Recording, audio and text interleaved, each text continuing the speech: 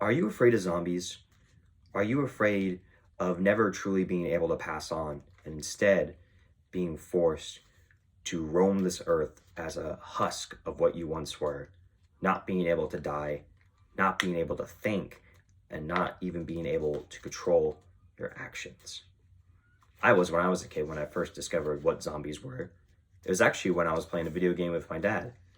The video game is called Call of Duty Black Ops, and we would usually play the zombies mode. And in that zombies mode, you'd be in an arena, guess what? Killing zombies. Now, as a kid, the concept of zombies and the concept of me turning into a zombie terrified me, shook me to my core. But as years went by, I got used to them. They shown up in so much media, like in the popular comic book and TV series, The Walking Dead, movies like Shaun of the Dead, Zombieland, and much recently with the rising popularity of the Last of Us series, which is a video game and a hit TV show. But what if there was an actual zombie virus out there? What if there was something that could potentially cause a zombie outbreak like we've seen in so much of our popular media? Today, we are going to be discussing real world zombie viruses and exactly what it is, how it works, and who it affects. Now, the disease itself we'll be talking about today isn't actually a disease. Well, not the stereotypical disease once associated with zombies. It's actually a fungus, and this fungus is called cordyceps. Now, cordyceps was first discovered by man around about 2,000 years ago, around China, I say. And it was actually used in medicine for ancient Chinese cultures. And this information was found by Dr. Berkeley on his article, History Science of Cordyceps, published in June 10th, 2021. Now, it's actually still used in human medicine today, but it still could be very dangerous to use if not careful, if not taking the right precautions. Now that we discussed what exactly the zombie virus is, in this case cordyceps, we will be discussing how it works. Now, how it works, it's like what most people think when they think of zombie viruses. It takes over the brain and nervous system and slowly kills you. But it takes over your body and causes you to do irrational things. But oddly enough, it actually wants to be in higher altitude. So the fungus would take over the brain and nervous system and just the entire body of its host and force them to try to get into higher altitude so that the fungus could survive longer and spread more. Now, the fungus infects you by getting, of course, into your system. So we would have to be careful. Now that we discussed how exactly it works, we are going to be discussing who it affects. Now, this may relieve many of you, but as of right now, the cordyceps fungus does not infect humans. In fact, it infects insects, actually.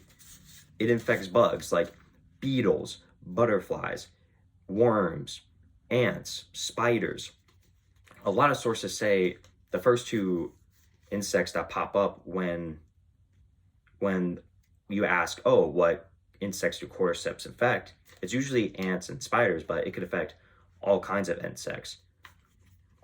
There's images everywhere of these bugs with fungus growing out of them. Now I actually have an example of what this fungus looks like growing out, and this is a grasshopper infected by the cordyceps.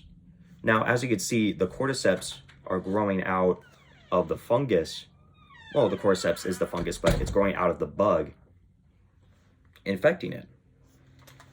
Now, the list of insects infected by the cordyceps was actually found by Lloyd MD in his article, Could Cordyceps Infect Humans?, which was published on September 14th, 2023.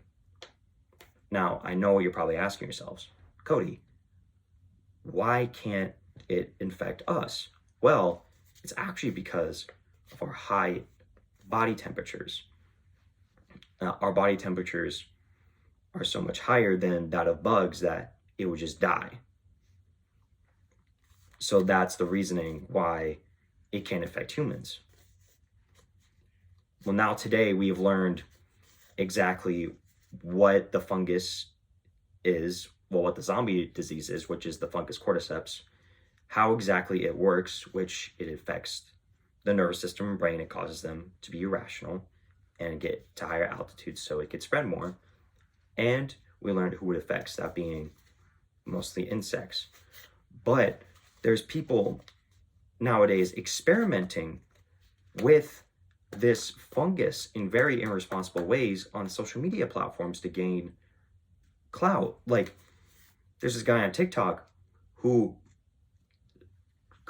wanted to see if the fungus could survive on human flesh and blood, and it did. And then he ate it, basically.